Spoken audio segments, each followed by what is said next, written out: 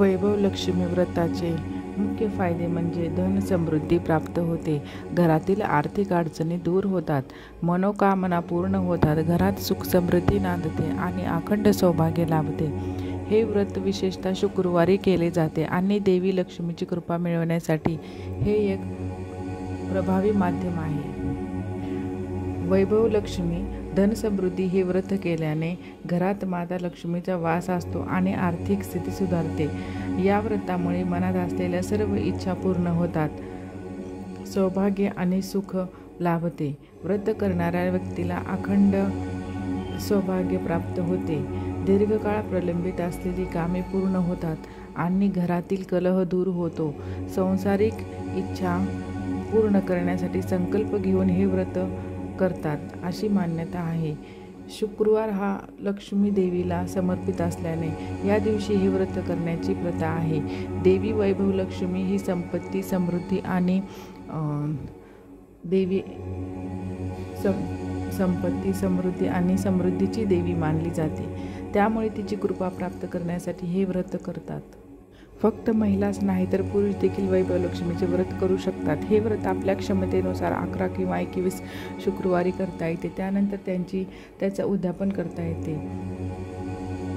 साधारण 11 किंवा 21 शुक्रवार हे वैभव लक्ष्मी मातेचे व्रत करण्यात येते. आपल्या मनातील एखादी इच्छा पूर्ण होण्यासाठी हे व्रत करतात. शेवटच्या शुक्रवारी या व्रताचे उद्यापन करून वैभव लक्ष्मी मातेचे पुस्तक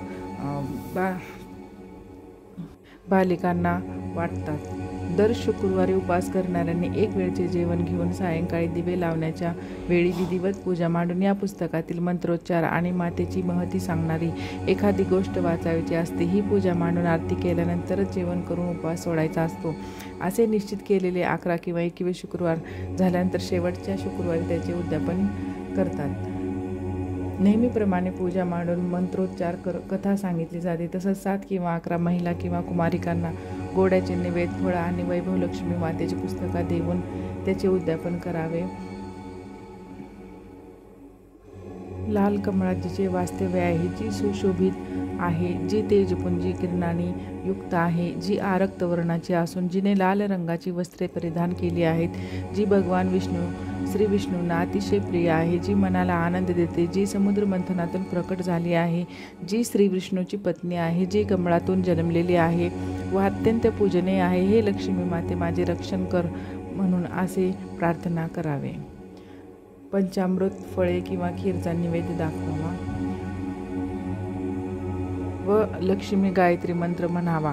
ओम महालक्ष्मीचं विघ्न हे विष्णुपत्नीचं धीमहि तन्नो लक्ष्मी प्रचोदयात.